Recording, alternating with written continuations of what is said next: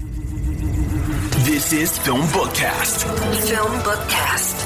FilmBookCast, the official podcast of FilmBook. Get ready for the latest in film news, TV show news, and theatrical reviews. FilmBook's podcast starts now. Hello, everyone, and welcome to FilmBookCast, the official podcast of FilmBook. My name is Chris Banks. If you're tuning in for the first time, what I do on FilmBookCast, I discuss the latest film and TV show news. I also review an in-theater film. You can find more about FilmBookCast on film-book.com by using the search term FilmBookCast. You can also email us at podcast@film-book.com with FilmBookCast in the subject line. Now let's switch up gears and head on over to some TV trailers from this week. Fans of Yellowjackets were treated to the finale trailer this week. It showed the main characters going to their high school reunion, but not before disposing of a dead body. The horror mystery series premiered on Showtime in November, created by Ashley Lyle. It's about the fates of stranded plane crash survivors in two distinct timelines. The first unfolds in 1996 as a teenage soccer team does whatever it can to survive. The Yellowjackets finale will premiere on January 16th on Showtime. Check out the trailer now. Another really good trailer that debuted this week comes from Apple TV Plus, and it's for a new 8-episode limited series starring Uma Thurman. The show's titled Suspicion. It'll debut February 4th. It's about a high-profile CEO living in New York City, where his son is taken by 4 mysterious masked kidnappers at a hotel. As the FBI and UK's National Crime Agency set their eyes on 4 seemingly ordinary British citizens staying on the hotel, they scramble to prove their innocence, but not everyone can be trusted. It's like a transatlantic game of cat and mouse. Check out the trailer for Suspicion. It'll debut on Apple TV Plus, with the first 2 episodes dropping on February 4th. The last TV trailer we'll look at this week is Inventing Anna. It's going to be on Netflix. It's about the downfall of a real-life scamming socialite. It'll debut February 11th. In the trailer, we get a look at Garner as Anna Delvey. She was found guilty in May 2019 of grand larceny and theft of services. She has a really cool German accent in the trailer. It also stars Arian Moyd, Katie Lowes, Alexis Floyd, Jeff Perry, and many others. Check out the trailer for Inventing Anna. It'll debut on Netflix February 11th. That's it for TV trailers. This week in movie trailers is a really exciting trailer titled Everything Everywhere All at Once. It comes out next month. It stars Michelle Yeoh, Stephanie Hsu, Kyu Kwan, James Hong, and Jamie Lee Curtis. It's really a modern kind of interpretation of life within this new concept of metaverse. It's really exciting. Check out the trailer for Everything Everywhere All at Once. It'll be in theaters next month. Another cool movie trailer that came out this week is from A24, and the film title is X. Just simply X. It's directed by T. West. In a secluded farmhouse in Texas, a film crew arrives to shoot an adult film. Their hosts, a reclusive elderly couple, takes a special interest in their young guests. As the night falls, the couple's layering interest turns violent. Check out the trailer for X. Anything by A24 is good, but this looks like a very retro, unique, timely horror film. Check out the trailer for X. It'll be in theaters March 18th. The last movie trailer we'll talk about this week is another horror film, this one titled Hellbender. It comes to us from Shudder. They just bought the streaming rights. It's going to debut on February 24th, and Hellbender may be a franchise for families to experience a good horror film together. The film follows a 16-year-old girl named Izzy, who leads an isolated life on a lonely mountaintop due to a rare sickness. Questioning her illness and starving for companionship, Izzy sneaks down the mountain where she befriends the brazen older girl Amber. Just as Izzy finally begins to feel happy again, a drinking game involving a live worm unleashes a new kind of insatiable hunger within her. Confused and scared, Izzy appeals to her mother for answers, but the family's secrets are as old and dark as the bloodline from which they're born. The trailer for Hellbender is really crazy. I can't believe this is a family-centered story, but it's good because horror is so in now that if families can watch this together and really have a good time, it's good for everybody. Check out the trailer for Hellbender. It'll debut on Shudder February 24th. That's it for movie trailers. Let's switch up gears and check out what came out in DVD home releases this week. Spencer is now available on DVD. December 1991. The Prince and Princess of Wales' marriage has long since grown cold. Though affairs and divorce are abound, peace is ordained for the Christmas festivities. There's eating and drinking, shooting and hunting. Diana knows the game. This year, things will be a whole lot different. Spencer got a 76 Metascore and is now available on DVD. MLK FBI is now available on DVD. Dr. Martin Luther King Jr. is remembered today as an American hero, a bridge builder, a shrewd political tactician, and a moral leader. Yet throughout his history-altering political career, he was often treated by U.S. intelligence and law enforcement agencies like an enemy of the state. In this virtuistic documentary, award-winning editor and director Sam Pollard lays out a detailed account of the FBI surveillance that dogged King's activism throughout the 50s and 60s, fueled by the racist and red-baiting paranoia of J. Edgar Hoover. In crafting a rich archival tapestry featuring some revelatory restored footage of King, Pollard urges us to remember that true American progress is always hard-won. MLK FBI got an 81 Metascore and is now available on DVD. Also available on DVD is Mass. Years after an unspeakable tragedy tore their lives apart, two sets of parents agreed to talk privately in an attempt to move forward. Mass got an 81 Metascore and is now available on DVD. I'm Your Man is now available on DVD. Alma is a scientist coerced into participating in an extraordinary study in order to obtain research funds for her work. For 3 weeks, she has to live in a humanoid robot tailored to her characters and needs, whose artificial intelligence is designed to be the perfect life partner for her. Enter Tom, a machine in human form in a class of its own, created solely to make her happy. I'm Your Man got a 78 Metascore and is now available on DVD. Halloween Kills is now available on DVD. Minutes after Laurie Strode and her daughter Karen and granddaughter Allison left masked monster Michael Myers caged and burning in Laurie's basement, Laurie is rushed to the hospital with life-threatening injuries, believing she finally killed her lifelong tormentor. But when Michael manages to free himself from Laurie's trap, his rich bloodbath resumes. As Laurie fights her pain and prepares to defend herself against him, she inspires all of Hadenfield to rise up against the unstoppable monster. The Strode women join a group of other survivors of Michael's first rampage who decide to take matters into their own hands, forming a vigilante mob that sets out to hunt Michael down once and for all. Halloween Kills got a 42 Metascore and is now available on DVD. Dune Part 1 is now available on DVD. A mythic and emotional charged hero's journey, Dune tells the story of a brilliant and gifted young man born into a great destiny beyond his understanding.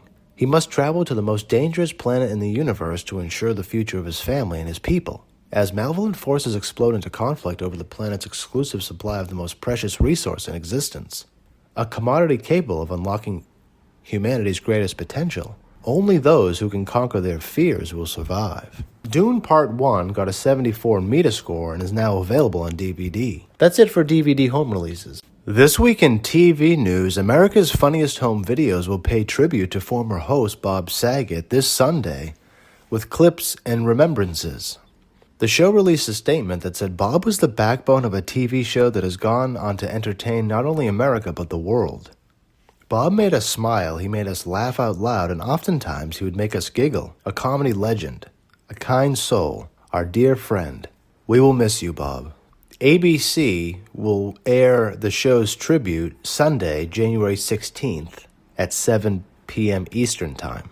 Some more TV news. South Park, fresh off its 2 December post-COVID movie events, will return to Comedy Central for its 25th season next month. The long-running animated comedy will return with 6 episodes on Wednesday, February 2nd, to celebrate its milestone premiere. Exciting news for fans of South Park. In some exciting TV casting news, Euphoria and A Wrinkle in Time star Storm Reid will join HBO's series The Last of Us. She'll be playing a character called Riley. The Last of Us takes place 20 years after modern civilization has been destroyed by a deadly virus. Joel, a hardened survivor, is hired to smuggle Ellie, a 14-year-old girl, out of an oppressive quarantine zone to the Fireflies, a cure-searching organization. What starts off as a small job soon becomes a brutal, heartbreaking journey as they both must traverse across the U.S. and depend on each other for survival. Reid will guest star as Riley Abel. She's an orphan girl growing up in post-apocalyptic Boston. In The Last of Us Left Behind, a DLC original video game, Riley accompanies and survives with best friend Ellie before she meets Joel. Exciting TV casting news. The last bit of TV news we'll talk about this week is some more casting news as HBO series Perry Mason adds Mark O'Brien to its roster. You may recognize him from Marriage Story and Blue Bayou. Mark O'Brien is also a filmmaker, and he's set to star in Season 2 of HBO's Perry Mason as a recurring guest star, Thomas Melligan. He's an ambitious Los Angeles deputy district attorney. He's an aggressive attack dog in court as he strives to make his mark and ascend to greater heights, no matter whose blood he has to spill to get there. Season 2 will be 8 episodes long and will premiere later this year. That's it for TV news. This week in film news is some exciting casting news as Aaron Eckart is set to lead Rennie Harlin's action thriller movie The Bricklayer. It's due to start filming in Europe this March. Gerald Butler is also in the film. It's about someone blackmailing the CIA by assassinating foreign journalists and making it look like the agency is responsible. As the world begins to unite against the U.S., the CIA must lure its most brilliant and rebellious operative out of retirement, forcing him to confront his checkered past while unraveling an international conspiracy. Hannah Wegg has written the screenplay for the film. Another piece of movie news is some disappointing news for Netflix fans as the streamer is again raising prices on all plans in the United States and Canada. It's going to be more expensive, the company announced this week, and it's the third time in 5 years that Netflix has raised its prices. The cost of the basic streaming plan in the U.S. is rising by $1 to $9.99 a month, while the standard plan rose from $13.99 to $15.49, and the premium rose from $17.99 to $19.99. The price hikes will be effective immediately for new subscribers, but Netflix says it will roll out the price changes more gradually for current subscribers. They've raised prices every year since 2019. Rounding out the week in movie news is another piece of exciting casting news as MGM has acquired the U.S. rights to Guy Ritchie's next film.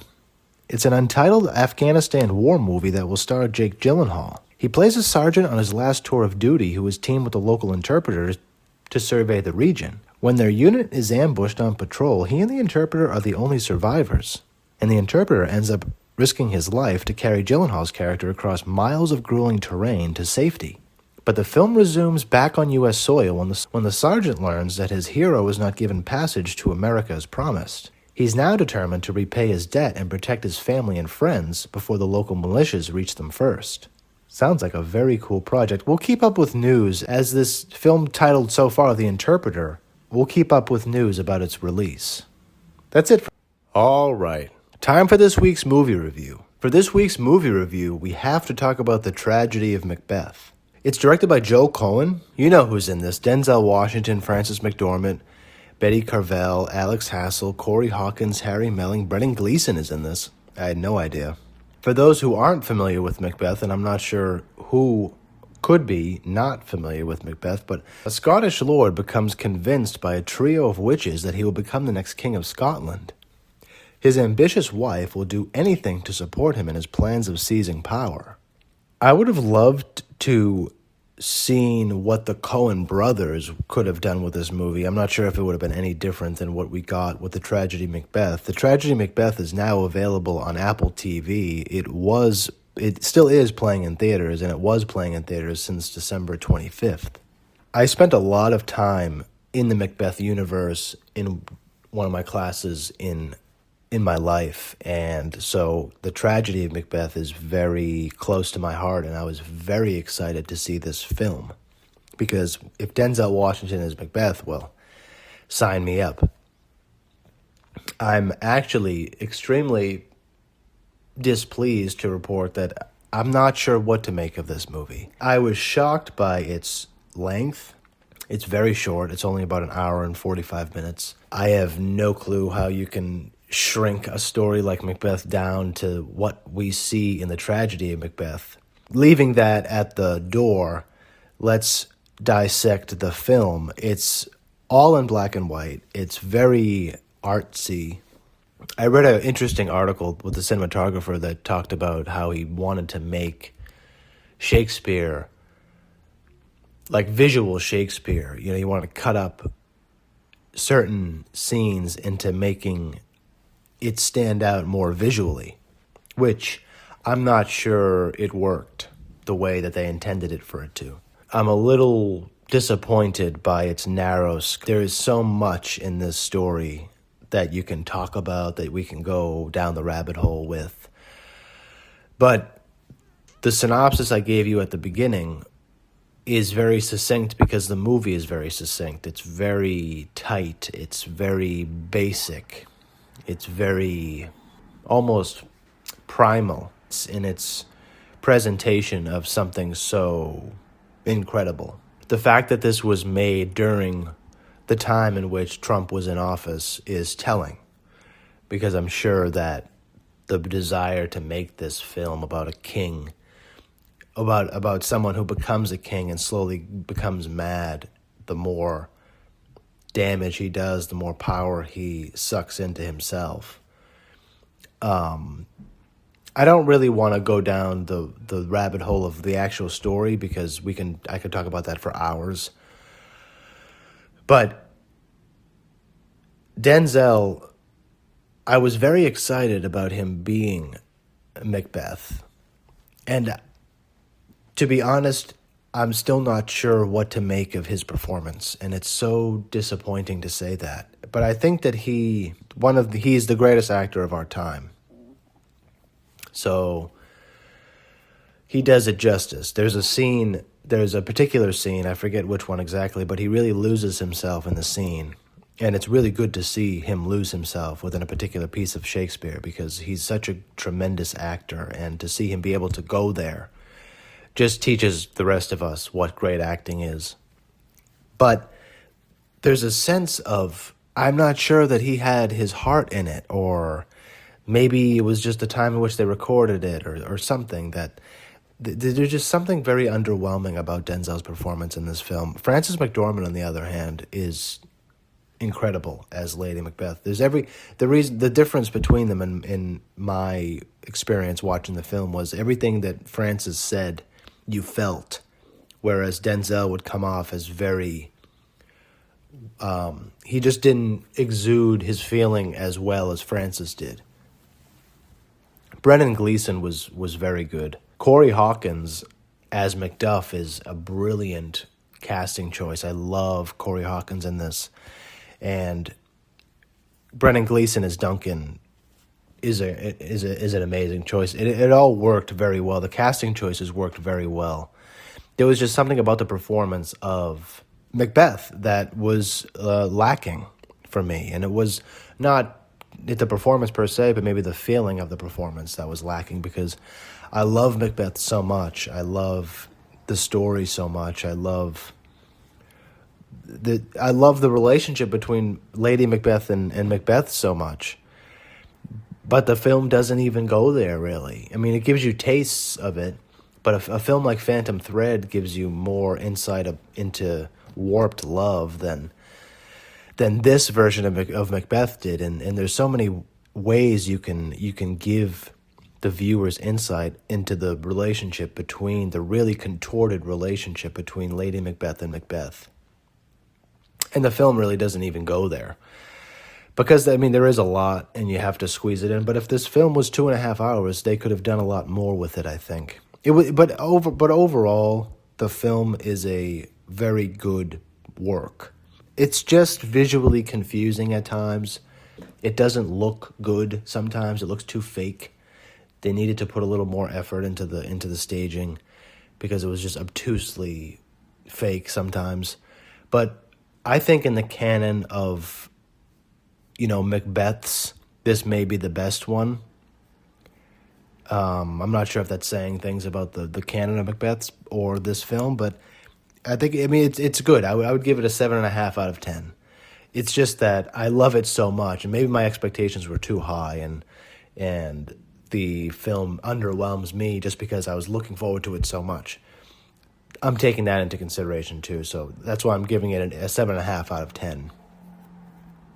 definitely worth your time. If you're a fan of Macbeth, you'll enjoy these characters. They're so great. Moses Ingram as Lady Macduff is just, she's amazing. Again, Corey Hawkins is amazing. Harry Melling is amazing. Let's talk about Catherine Hunter. Holy crap.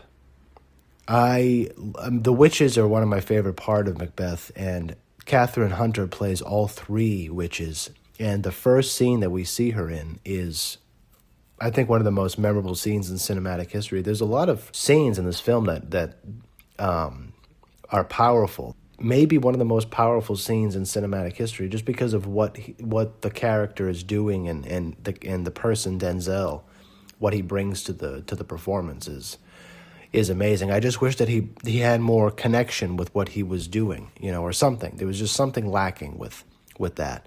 But that's the only criticism I have of the film. I think Joel did a great job. I would love to see what both Coen brothers would have done with it.